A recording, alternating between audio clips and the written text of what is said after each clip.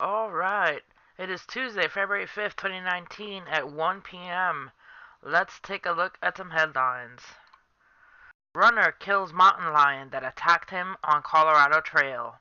In the event of a lion attack, you need to do anything in your power to fight back, just as this gentleman did, a state wildlife official said. A trail runner fought off and killed a mountain lion in self-defense in northern Colorado on Monday, state officials said. The runner, who wasn't identified, was attacked on the West Ridge Trail at Horsetooth Mountain open space in Larimer County near Fort Collins, Colorado Parks and Wildlife, CPW said in a statement.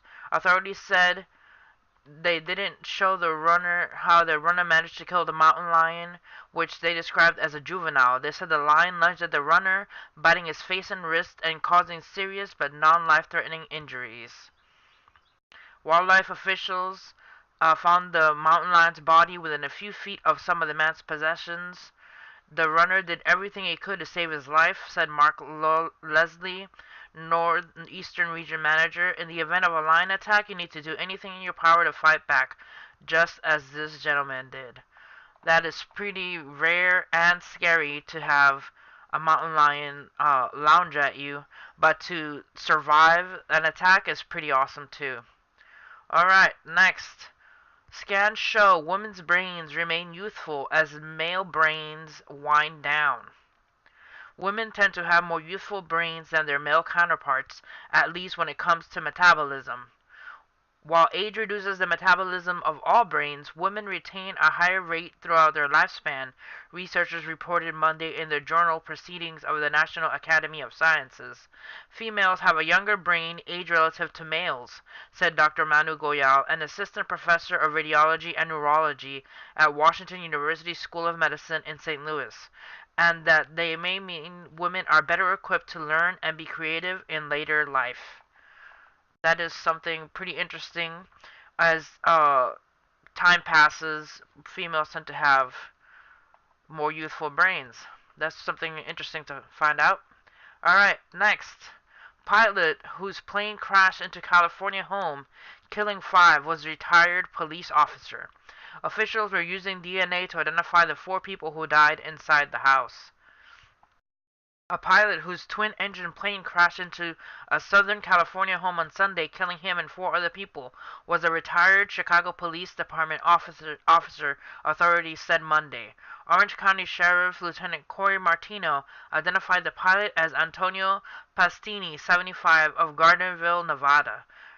Martino told reporters that the four officers who died, two were male, two were female, and had not yet been identified. They were inside a single-family home in a residential section in Yorba Linda, a suburban community southeast of Los Angeles at 1:45 p.m. when residents reported the crash.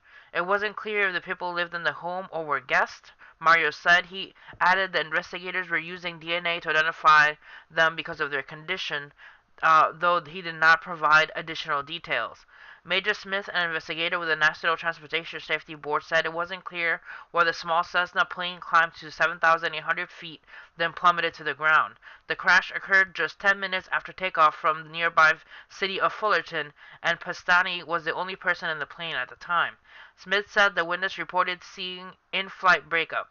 They saw it climbing out of a cloud at high speed before the tail and wings started to break apart. In interviews with NBC News on Sunday, witnesses driving on the 91 freeway say they saw what appeared to be an explosion in the sky and a trail of dark smoke. Residents in the neighborhood where the plane's wreckage landed believed an earthquake had struck or a sports car had slammed into a home. Smith said that the wreckage was spread across 4 blocks and 15 or 16 homes in a huge debris field. It's a challenge to recover all those parts. That's pretty sad that all these people had to die due to this plane crash. Alright, next. A college student finds man living in closet wearing her clothing. A student at the University of North Carolina at Greensboro discovered a man living inside of her apartment closet wearing her clothing after she noticed many of her possessions had gone missing. The junior student, identified only as Maddie, told WJW that she and her roommate thought their apartment might be haunted until Saturday afternoon when she heard noise coming from her closet and opened the door to find 30-year-old Andrew Clyde Sawford. I just heard rattling in my closet. It sounded like a raccoon in my closet. Maddie told the station. I'm like, who's there? And somebody answers, me. He's like, oh, my name is Drew. I open the door, and he's in there wearing all of my clothes, my socks, my shoes. He has a book bag full of my clothes. Maddie said she called the police and then talked to Swafford to keep him distracted while waiting for authorities to arrive. He tries on my hat, he goes in the bathroom, looks in the mirror, and then it's like, you're pretty clean. Can I give you a hug? But he never touched me, she recalled. Swafford was arrested without resistance and jailed in Guilford County under a $26,600 bond on 14 felony charges, including breaking and entering, identity theft, larceny, possessing stolen goods, and failing to appear in court in connection with previous cases. That is pretty scary, to have somebody just show up in your dorm room or in your apartment and be wearing all of your clothing in a closet. That's pretty scary. Alright, guys, stay safe out there.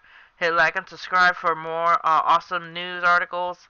See you guys next time. God bless.